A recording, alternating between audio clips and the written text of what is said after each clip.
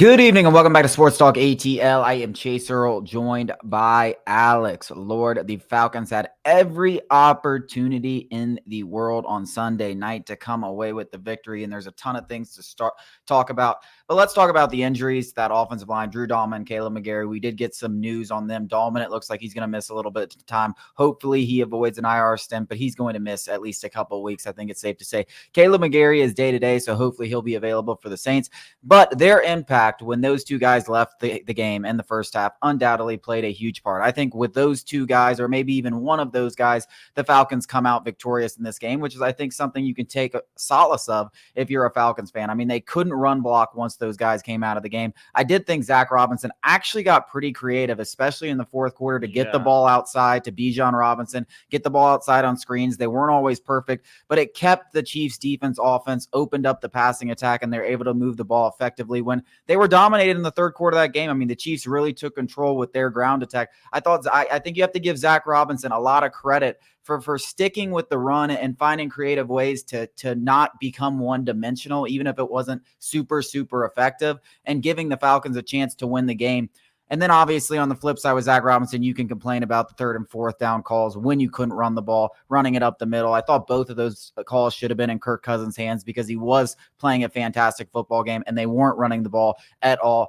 But I'm not going to put it all on Zach Robinson. There were a lot of things. The defensive pass interference in the end zone was clearly pass interference. We talked about beating the refs and the Chiefs. No surprise that it came down to it. You're talking about a Chiefs team that is 9-0 in their last 9 games. All of them decided by a touchdown or less. If you go into each and every one of those games, you can find calls like that consistently go in the Chiefs' favor. And you want to talk about the Bengals game a week ago where they got lucky and bailed out in 4th and 16 by a pass interference. We all said, okay, that was pass interference. It was lucky, but it was pass interference. This was textbook pass interference, way more egregious. It's not called. Would the Falcons have won? You don't know because you're giving the ball with Patrick Mahomes with 4 minutes left. And you don't know if they're going to make the same stop because they're not going to be running the ball. So who knows if the Falcons would have won. There's a lot of ways they could have won this game. But I think the one thing you can take out of it is if the Falcons get healthy on the offensive line, they can hang with anybody. That was it. That was all my thoughts. Yeah. No, I mean, basically that's right. I mean, the whole injuries to Drew Dalman and Caleb McGarry clearly affected the game plan. I think it was Raheem Morris or Zach Robinson came out and said that, a quarterback sneak on that fourth down that ended up going to Bijan Robinson was in consideration. But again, Kirk Cousins' ability and the fact that Ryan Nuzeel was in there led them to a different call. And I think that was probably the right call. People can say all they want about, they should have had a quarterback sneak. And with Drew Dalman in there, that was maybe you have a point. But with a center that, you're unfamiliar with, the exchange and a quarterback sneak is the most important thing. It's got to be quick. It's got to be seamless. And the fact that is Kirk Cousins has not taken a single snap from Ryan Nuzeel up until that point all offseason. So I don't hate the play call. And the people who are hating the play call, you should be blaming the execution of said play call more so than the actual play call itself. I think that if you block it up right, if you get a hat on a hat right there, you like your chances with Bijan Robinson getting more than a yard. So I didn't necessarily have a problem with the fourth down play call as much as some people. What I do think though is, running on a third down or passing on a third or running on one of those plays was always the right call. Whether it was third down, you run the ball, or whether it was fourth down, you run the ball. But Kirk Cousins should have had an opportunity to win that football game in that moment. I think everybody played a pretty damn good football game, well coached. People are going to be chalking. I was talking to some people at the game. We were both there, about obviously the defensive pass interference, and then they're blaming Raheem Morris for we should have taken the points. And I like the aggressiveness.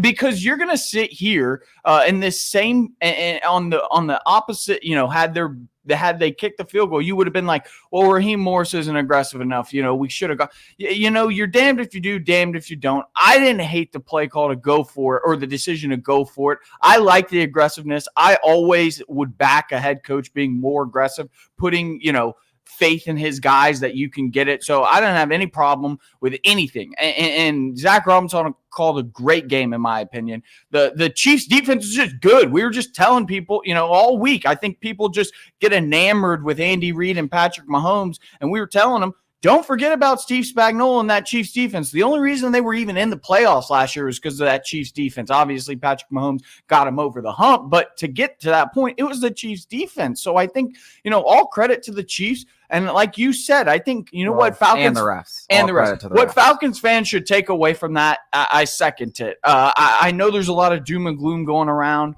It's not Victory Monday. You're in prime time. It does suck.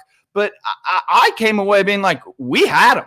Like we had them. I came away with if we don't lose 2 offensive linemen, the Falcons win that game, and they probably win that game by more than 7 points. Competing. I mean, they were the better football team in a lot of facets. I thought the defense showed a few holes. I do before I get that is the main concern I had with the game. Before I want to get to this, I want to comment on what you said about the initial 4th down go after the Kyle Pitts, non-defensive pass interference. You go for that 10 times out of 10, 100 times out of 100, whatever 100% is, and whatever scenario you want to draw up, you go for it every single time. Yeah. You have Patrick Mahomes on the other side. You haven't been able to stop the run. You don't know if you're even going to have a chance to get the ball back. You got a chance to win the game against the 2-time defending Super Bowl champions. That is not even an issue. Yes, you can look at it hindsight 2020 and say, oh, you got the ball back. Yada. You don't know what's going to happen after that. You go for that 100 times out of 100, and guess what? You had another chance to win the game. Yep. And if you get a 4th down, you still win the game. You go for it 100 times out of 100 there. I had a little more problem with the play calling, not necessarily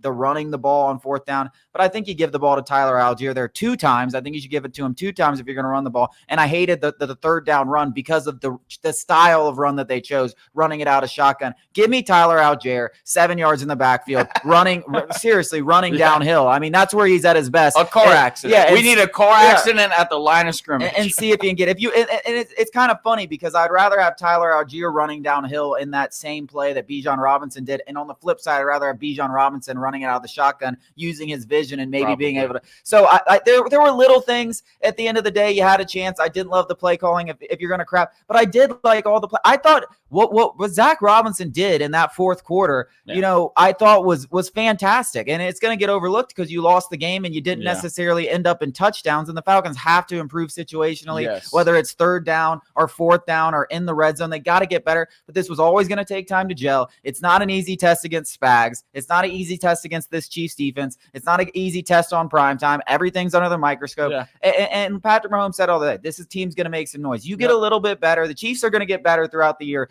You get a little bit better like they do. And hey, maybe you have a chance at the end of the year. I know that's a long way away, but still, I mean, it shows you're right there with everyone. You beat the Eagles, who beat the Saints, who look like world beaters. The Bucs lose. It's not the end of the world. Yeah, that's a perfect point to bring up. I want to be critical in some instances, but in the larger picture, you just watched the perfect description of what the NFL is all about. It's any given Sunday. These teams in terms of talent are way closer than you and I think any given day. And it just goes to show you that the Falcons can absolutely compete. Now, let's be critical because there were things, situationally, you said it.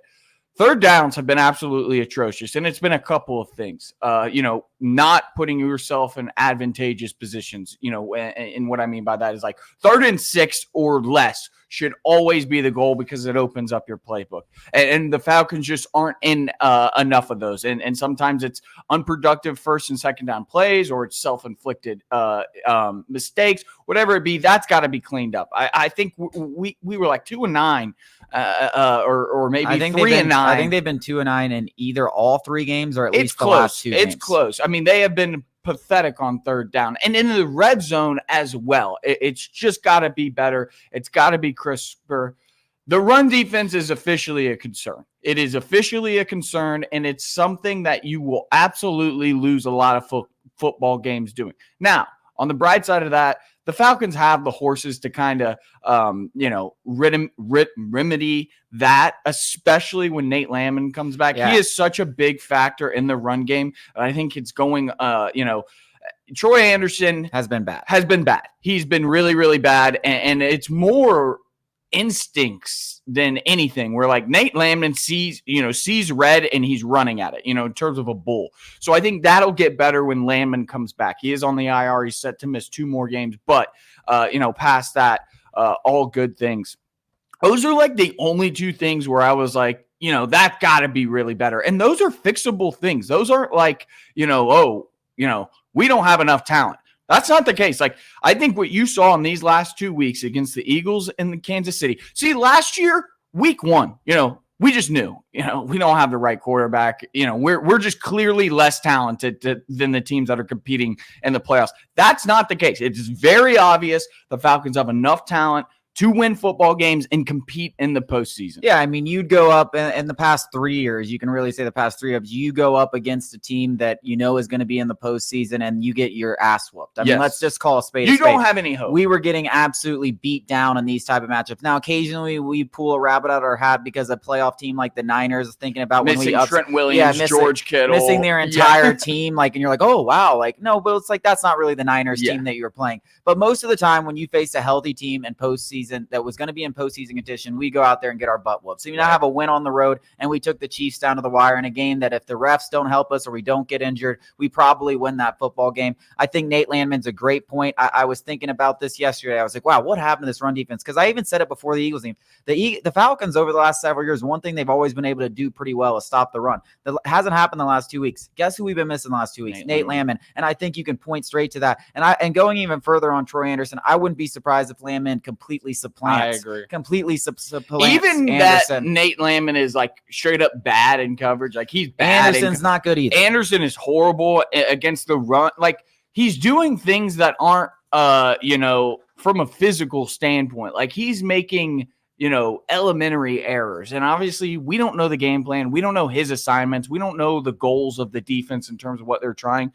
But it feels obvious he's doing the wrong thing. I don't know what the right thing is, but it feels like he's doing the wrong thing. Yeah, and the last thing I want to say about this, two guys that we talked about a lot coming into the season, they've come as advertised in the first 3 weeks. Justin Simmons comes up with his first big play. How hilarious is that? Bates Patrick Mahomes. The guy has an interception in 4 straight games against Mahomes. We talked about it before the week. Most interceptions against any player against Mahomes.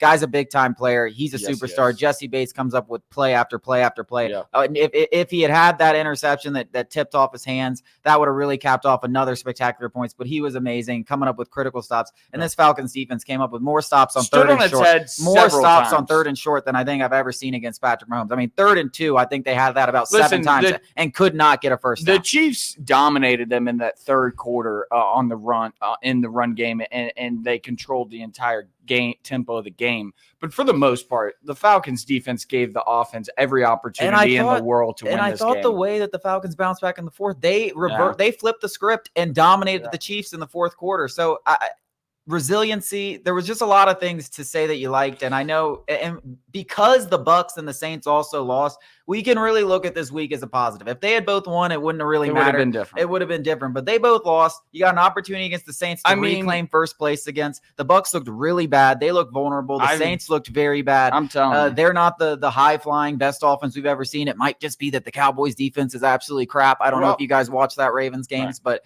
very, very ugly from the Cowboys' defense. And I think, we're about to find out. Hopefully the guys can get healthy. Regardless, nobody's going to feel sorry for the Falcons if McGarry and Dahlman out. The Saints are going to take full advantage. They've got to figure out a way to be better because this is the biggest game of the season and one of the biggest. Even though it's week 4, it's going to be one of the biggest games of the season. Falcons need to figure out a way to win this game and get back at the forefront of this division. Yeah, there's no more victories in the NFL, but it's obvious. Week 1 loss is completely different than this week 3 loss. Yeah. It's completely different. And I thought Cousins improved. I think the whole team is starting to shake off. Whole thing's improving. I think good things are ahead for these Atlanta Falcons.